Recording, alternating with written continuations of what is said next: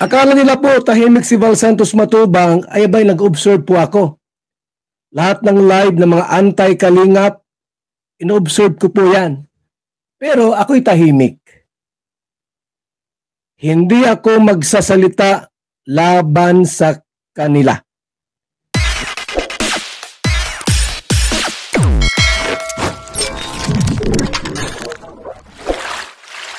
Okay, yan mga kalinga pa. So sa ating pong pambungad video po, video clip po na ating kinuha po kay Kuya Val Santos Matubang sa kanyang live. Yan po yung kanya pong announcement. Okay, maaring sa panahon na ito, sinasabi po nga ay mayroong mga taong masaya. At siyempre, may mga tao din po naman po na malungkot nang dahil po sa balitang po yan. At sinasabi po dyan ni Kuya Val, mga kalingap, na napakatagal po ang hinintay. Okay? Napakatagal po yung hinintay niya para dumating yung magandang balita. Okay? Para sa mga kalingap po.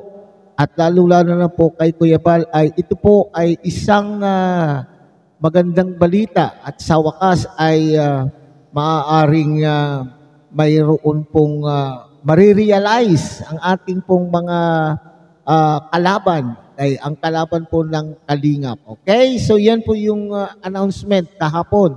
So yan po ang ating paksa, pero bago po yan, tayo muna po ay magbibigay pugay sa ama at founder po ng kalingap, Kuya Val Santos Matubang, Ate Edna Vlog, Kalingap Rob, Kalingap Dan, Kuya Brooks Vlog. At siyempre, kung bago lang po kayong dating sa ating munting channel, sana po ay inyo rin pong tangkilikin sa pamamagitan po ng pag-like, share, and subscribe. At siyempre, mega loud shout out sa ating mga kasamahan po dyan sa Karepa, Kalingap Reactor Partners, sa pamumuno po yan ng ating Presidente Javier De Leon, aka Birador. At tangkilikin po natin mga kalingap ang ating mga kalingap partners. Lalong-lalo na po itong mga masisipag, matsatsagang mga kalingap charity vloggers na nariyan po sa mga kalingap landing pad na mayroon po tayo sa iba't ibang dako po ng ating bansa. At ganoon din po sa inyong mga kalingap subscribers, solid supporters, and organic sponsors. At ganoon din po sa ating mga kapatid po dyan sa Team Siomay ng Kalaki Community. Magandang umaga, magandang tanghali, at magandang gabi sa inyong lahat. Okay? So, mabuhay po kayo. Saan man po kayo dako ng mundo naroroon. Okay? So, sa ating pong pagpapatuloy, mga kalingap, ay sabay-sabay po natin munang panuurin ang isang maikling video clip po na ating kinuha po doon sa live po ni Kuya Val tungkol po dito sa pagdating. Ang latest na Marites. Latest na Marites at ang sinasabing matutuloy na po ang meet and greet na matutuloy na po ang meet and greet ng mga chismosong mga balakurang chismoso, balakurang chismoso po. Okay? So tungayan po natin mga kalinga. Akala nila po tahimik si Val Santos Matubang ay abay nag-observe po ako. Lahat ng live ng mga anti-kalingap, in-observe ko po yan. Pero ako'y tahimik. Hindi ako magsasalita laban sa kanila. Siyempre po, mahal na mahal ko sila. Mga barkada ko yan. Subalit kapag wala sa tuno yung inyong pagsasalita at kontra, below the belt yung banat, yung papabalahura kay Val Santos Matubang, bilang broadcaster po ng radio, kakasuhan ko sila. Tulad niyan. Dumating na po yung kay Salcido at kay Japina. Ayun lang po dumating. Ito pong papel na ito, mga kaibigan. At may dumating sa akin, siyempre, may dumating din sa kanila. Doon sa address na alam ko. Manibigay sa akin ng address, mga kaibigan. Kinonfirm natin. Doon sila nakatira. So, mag-schedule po ang RTC para sa hearing. At dapat po pumunta sila dito para mag-meet and greet together with Val Santos Matubang. Ay, hindi ko naman sila inaano ha. Wala ko ditong inaano. Wala. Love na love ko nga sila eh. Pero, wala akong magawa. Kaya dumating na eh. Nako, kay yung isang kinasuhan ni Ate Edna, iwan ko lang po. Nanahimik na ata. Kay Commander Churba, hindi pa tapos yung kaso namin. Ito, may bago na naman akong hanap sa kaso. Ang gagaling nyo kasi ay, ang gagaling yung gumawa ng kwento, eh siyempre po, bilang isang broadcaster, ng Pilipinas, ayun ang ginamit ko sa pagkaso sa inyo. So, see you na lang sa daet, mga kabarkads, mga kabarkads. See you in diet na lang mga kabarkads, ha? Hintayin niyo po yung love letter ninyo. Ako sa akin, meron na, Kay Japina at kay Salcido. Yeah. Team Kalingap. Yeah. So yan mga kalinga pa, so sinasabi po dyan na matagal man po ang proseso na hinintay po ni Kuya Bal, at least po ay umuusad po, ay gumugulong po ang hustisya ba ang tawag dyan? Gumugulong po o patuloy pa rin po yung proseso at sa wakas nga po ay dumating na po. Okay?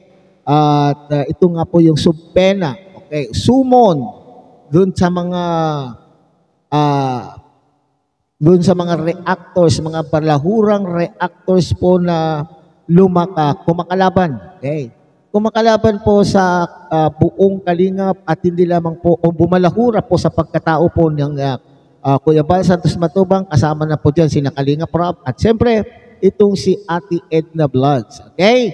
So buong pamilya po yan, ang nasasangkot dyan sa pambabalahura po. Okay? So maaaring itong mga taong kasangkot po dito kasi nananahimik. Nakita po naman po ninyo na nahimik po si Kuya Bal. Kasi sinasabi po niya sa mga reactors noon, huwag patulan, manahimik lang kayo at ipunin ang mga ebidensya. So yan po yung kanyang ginawa. At ipinagpatuloy pala ni Kuya Bal po ang kasong ito. Akala po natin ay hindi na po matutuloy.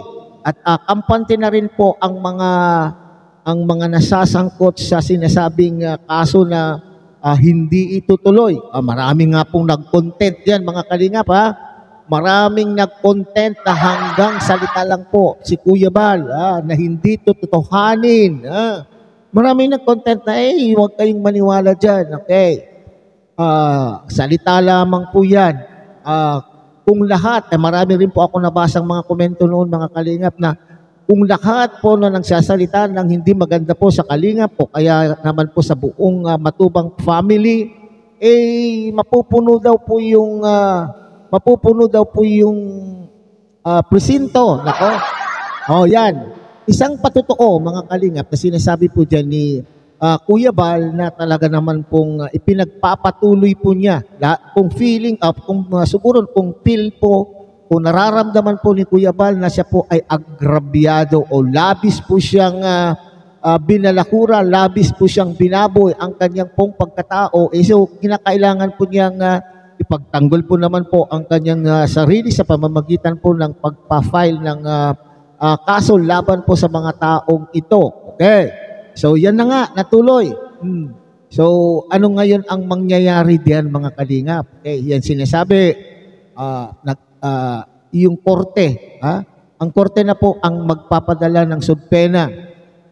Mayroong kopya si Kuya Bal at siyempre yung mga taong tinasuhan. Okay.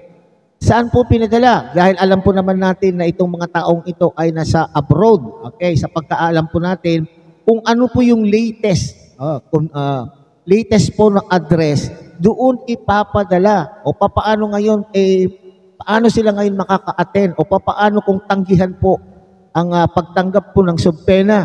Okay. So, sa aking pagkakaalam po, hindi naman po tayo lawyer. Ito naman po ay it's a layman's understanding po doon sa mga ganyang bagay, hindi po ba? Siguro kung yan ay kumpirmado na yan po yung latest na address po ng mga taong nakasuhan, siyempre naman po, may mga tao po dyan, mga caretaker, mga kamag-anak, na pwedeng tumanggap kasi po, kung hindi yan tatanggapin ng subpena po, maaaring itong mga tao na nandyan po sa address na yan ay makakasuhan din po ng obstruction of justice. Para bagang yun yung ating pagkakalam. Ngayon, kung hindi po sila maka-attend ng 3 beses sa itinakdang petsap ng hearing o pagdinig, ay ang korte po ay mayroon na pong layang magpalabas po ng warrant of arrest. Paano yan, maestro? Wala naman po nga dito sila sa Pilipinas. Okay, pwede nilang ipagkibit balikat ang pag-attend. Okay, dapat ang sabi ng korte, maski ikaw ay nasa ibang bansa, kung talagang may nabigyan ka ng summon o nabigyan ka ng anong tawag dyan, nabigyan ka ng subpena, at itong mga tao naman na tumanggap ng subpena, sila naman po yung responsibilidad upang ipaabot sa iyo na ikaw ay mayroong subpena. So alam mo po yung mga petsa ng pagdinig. So kinakailangan umaten, sapagkat kapag hindi umaten ng 3 beses ay gagawaran ka na o sisilbihan ka na po ng warrant of arrest. Paano nga, sabi nga natin, nandun pila sa kabilang ibayo. Okay. O di umuwi po sila ngayon. Kung hindi po sila umuwi at ipagkikibit, balikat o baliwalain ang naturang kaso, baka pagdating ng panahon na sila po ay uuwi ng Pilipinas, ay bigla na lamang po silang damputin kung saan po sila makikita. Okay? So yan po yung ang lesson natin na maaaral po dyan. Huwag tayong masyadong bagamat sabi nga nila sa social media, huwag tayong masyadong balat sibuyas, pero huwag naman po tayong masyado. Huwag naman po tayong masyado sa ating paninirang puri sa ating mga katunggali. Lalo na pong kung alam natin na kalaban po natin, ay huwag naman po tayong, we should not be going beyond. Dahil isipin po natin na ito po ay nakakasira po sa ating kapwa at na mayroon po tayong paglalagyan. Ngayon, sabi po ay may sumagot po sa mga na-involved. Sa involved po, may sumagot na sinasabi, akala ko, Kuya Bal, okay na tayo dahil nag-usap na po tayo privately, pero bakit ganito? Ito daw po ay masamang biro. Kung ito yung in-announce po o yung sinabi po ni Kuya Bal dito sa kanyang live, ay totoo man po, ay ito po daw po ay masamang biro. Sa aking palagay, mga kalingap, sabi lang po nila sa harap ng kamera na hindi po sila nababahala, pero hindi po yun ang punto, yung hindi ka makukulong o hindi po walang basihan upang manalo po si Kuya Bal. Hindi po yun ang punto po rito, mga kalingap. Kasi siyempre, kapag mga kasong ganyan, hindi naman agad-agad nahuhuliin ka at ikukulong ka. Siyempre, may due process pa rin po yan, mga kalingap. Bibigyan ka pa rin ng korte ng pagkakataon upang ipaglaban mo ang iyong karapatan, upang ipaglaban mo yung karapatan mong malinis ang iyong konsensya at wala kang pagkakasala. Okay. So, hindi yan mamawala sa batas, hindi po ba? Pero hindi yun po ang punto, mga kalingap, na ikaw ay malakas ang laban mo. Hindi yun po ang punto. O walang laban po yung nagkaso sa'yo. Ang pinakapunto rito yung abala. Hindi importante o hindi mahalaga po kay Kuya Bal na siya po ay manalo sa kaso. Ang mahalaga po ay kayo po ay nakasuhan ngayon. Tignan po ninyo yung abala. Isipin po ninyo, nandyan kayo sa ibang bansa, yung abala na kayo po ay uuwi upang ipagtanggol ang inyong mga sarili at pumunta pa, magbibiyahe pa po kayo sa daet upang makadaupang palad lamang po si Kuya Bal. buwan-buwan. Tingnan niyo po yung kaso po ni Commander Churba na sinasabi po dito. Matagal na po nangyayari pero buwan-buwan. Buwan-buwan po ay nag-a-appear itong si Commander Chorba po dyan sa Daet. So napakalaking abala. Alam po naman natin na itong si Commander Chorba ay dito sa Cavite nakatira. So biruin mo yung biyahe. Igugugulin mong oras sa pagbiyahe, gastos. Yan. So ito sana po ay magsilbing aral sa ating lahat na hinay-hinay lang po tayo. Kung tayo man po ay mayroong disgusto sa ating mga kalaban, you stick to the issue. Mag-stick po tayo dito sa issue. Ang kontrahin po natin dito ay yung issue, hindi po yung paninirang puri ng ating katunggali o ang kalaban. Okay, so hanggang dito na lamang po mga kalingap. Muli, tangkilikin po natin Kuya Bal Santos Matubang, Ate Edna Vlog, Kalingap Rab, Kalingap Dan, Kuya Brooks Vlog. At siyempre, pinapakiusapan din po kayo na sana po ay inyo rin pong tangkilikin ang munting channel na ito sa pamamagitan po ng pag-like, share, and subscribe. At tuloy, pindutin na rin po ang notification bell at nang sa ganon, tayo pa rin po ay magsama-sama sa susunod pa pong mga reaction videos na ating gagawin. Muli, isang mapagpalang umaga, tanghali, gabi po sa inyo lahat. Mabuhay po kayo at God bless everyone.